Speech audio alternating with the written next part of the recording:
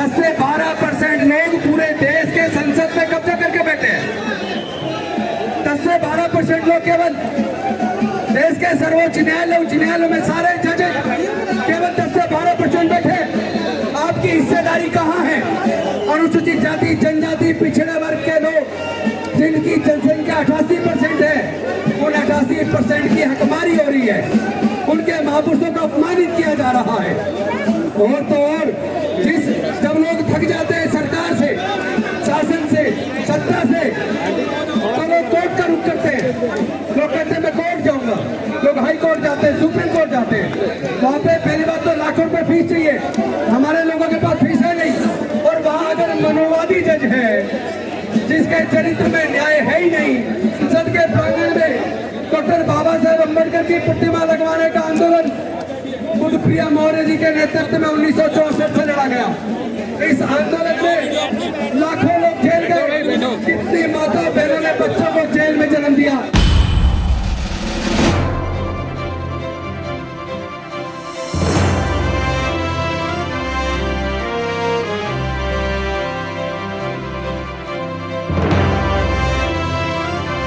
ललित सिंह यादव जी, कर्पूरी ठाकुर जी, संत गाड़गे बाबा और तमाम बहुजन समाज के महापुरुषों के चरणों में कोटि कोटि नमन करते हुए आप समस्त साथियों को क्रांतिकारी जय भीम। साथियों, आप सबको पता होगा अगर कोई अनुशासन के बिना कोई लड़ाई लड़ी जाती है तो आप कभी जीत नहीं सकते। 10 से 12% लोग पूरे देश के संसद में कब्जा करके बैठे हैं। 10 से 12% लोग केवल देश के सर्वोच्च न्यायालयों में सारे जज केवल 10 से 12% बैठे। आपकी हिस्सेदारी कहाँ है? अनुसूचित जाति, जनजाति, पिछड़े वर्ग के लोग जिनकी जनसंख्या 88% है, उन 88% की हकमारी हो रही है, उनके महापुरुषों को अपमानित किया जा रहा है। और तो और जब लोग थक जाते हैं सरकार से, शासन से, सत्ता से, तो लोग कोर्ट का रुख करते हैं। लोग कहते हैं मैं कोर्ट जाऊंगा, लोग हाई कोर्ट जाते हैं, सुप्रीम कोर्ट जाते हैं।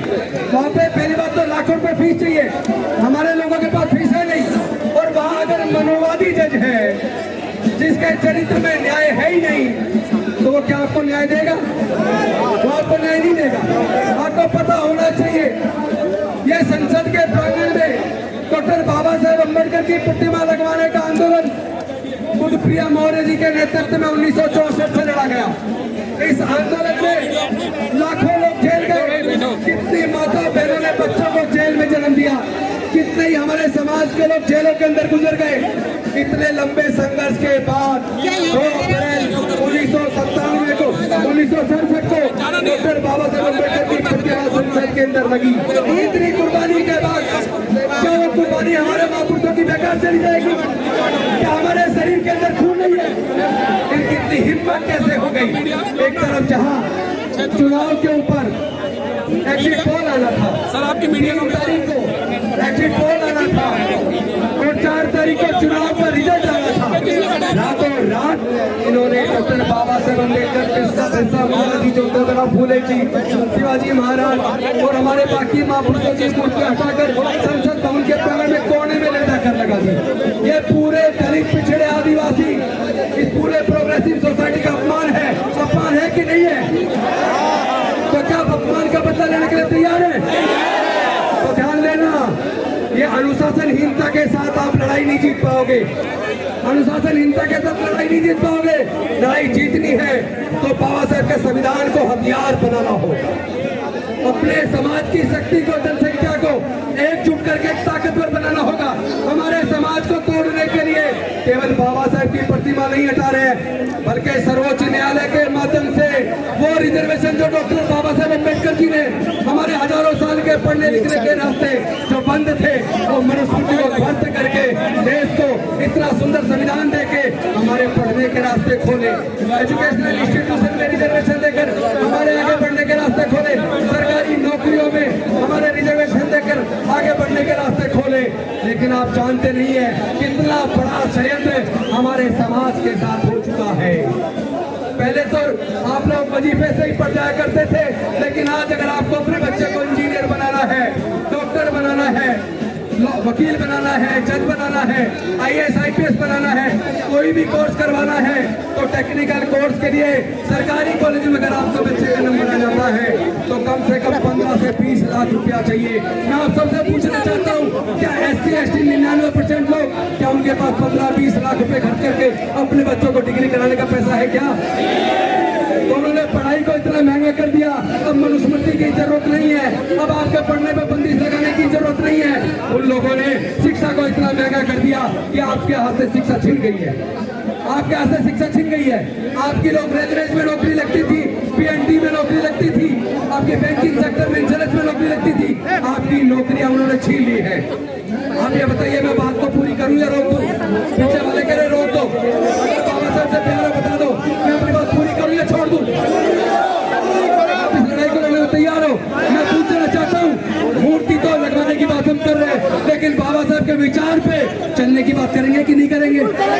अंधविश्वास पाखंडात हम फैला रहे, हम उसमें फंसे पड़े। कौन है जो कावड़ लेने जाते हैं? SC ST OBC के लोग कावड़ लेने जाते हैं। हम लोग मंदिरों के बीच में लाइन लगाते हैं, हम लोग, हमारा इस्तेमाल धार्मिक जुलूसों में, धार्मिक दंगों के अंदर होता है। उन्होंने नौकरी हमारी छीन ली है, ठेकेदारी पर लाके हमारी नौकरी के आगे आने के रास्ते बंद कर दिए लोगों ने, और बाबा साहब के प्रतिमा हटाकर हमारा ये अपमान कर रहे हैं। ये पूरे दलित पिछड़े आदिवासी समाज का अपमान कर रहे हैं। उस अपमान का अगर बदला लेना है तो राजनीतिक रूप से भी जवाब देना पड़ेगा। ऐसा नहीं है कि जब चुनाव का टाइम आए तो जाके गुलाम बन जाते हैं। हमारे सांसद विधायक संसद विधानसभा के अंदर गूंगे बहरे बन के बैठ जाते हैं। अगर हमारे सांसद खड़े हो जाए, मूर्ति तो कल लग जाएगी, मूर्ति तो कल लग जाएगी। अगर SC ST OBC के सांसद संसद के अंदर आज ही खड़े हो जाए, ये हजारों हजार लोग पूरे देश से आके बाबा साहब के सम्मान के लिए क्या लड़ाई लड़ रहे हैं, तो क्या संसद के अंदर जो रिजर्व सीट से जीत के गए 131 लोग, क्या वो संसद के अंदर खड़े नहीं हो सकते? क्या उनकी जिम्मेदारी नहीं है? अरे वो रिजर्व सीट से क्यों लड़ते हैं? जनरल चलो, अगर तुम्हारी हिम्मत है तो जनरल चलो। जब SC सीट से लड़के जाते हो तो समाज के स्वाभिमान के लिए, बाबा साहब के स्वाभिमान के लिए, हमारे समाज का सम्मान के लिए आपको संसद के अंदर, संसद को बंद करना होगा। आपको बाबा साहब की प्रतिमा वहीं वापस चाहिए कि नहीं चाहिए? तो जो सांसद संसद के अंदर बाबा साहब की प्रतिमा को उसी ऊंचाई पर, उसी जगह पर जहाँ पहले थी, अगर उसे लगाने के लिए संसद को बंद करने के लिए तैयार नहीं है, स्पीकर से के सामने खड़े होकर बोलने को तैयार नहीं है, ऐसे लोगों को हमारा प्रतिनिधित्व करने का कोई हक नहीं है। वो लोग समाज के साथ धोखा कर रहे हैं, ऐसे संसद विधायक हमारे समाज के सामने धोखा कर रहे हैं। ये धोखा हमें स्वीकार नहीं है, हमें धोखा स्वीकार नहीं करेंगे। पार्लियामेंट में रिजर्वेशन खत्म कराओ, रिजर्वेशन खत्म कराओ, जाके देखिए पार्लियामेंट, ये जाके देखिए, ये जाके देखिए। रुकिए, किसी का चाल बनाने की जरूरत नहीं है, पार्लियामेंट हमारा है। बाबा साहब का इशारा इसी संसद के अंदर से आपकी तकदीर लिखी जाएगी। आपको अच्छे लोग जिताकर इस संसद पे कब्जा करना है। इसीलिए इन्होंने डॉक्टर बाबा साहब की प्रतिमा को संसद के उस गेट के सामने हटा के कोने लगा दिया, ताकि आप लोग जागरूक ना हो पाए, अपने हक अधिकार की लड़ाई को लड़ ना पाए। तो साथियों, मैं अपनी बात को ये कह के खत्म करता हूँ कि आज के प्रदर्शन कर देने मात्र से ये लोग रुकने वाले नहीं है। कभी आप सोचा प्रदर्शन हो गया तो मूर्ति लग जाएगी। ये लंबी लड़ाई है, ये लड़ाई लड़नी पड़ेगी, क्योंकि दूसरा सुप्रीम कोर्ट की जजमेंट के माध्यम से क्रीमी लेयर जो सब्जेक्ट उनको डिसाइड नहीं करना था, वो विचाराधीन भी नहीं था, उन्होंने क्रीमी लेयर लागू करने की बात भी कर दी। और साथ ही साथ SC ST OBC उनके बीच में, जातियों के बीच में बंटवारा करने की भी बात कर दी। क्या बंटवारा आपको स्वीकार है? हम लोग मिलकर लड़ेंगे कि नहीं लड़ेंगे? जय जय जय जय जय भीम, जय जय जय जय जय भीम, जय जय जय जय जय भीम। माननीय साथियों, हमारे बीच में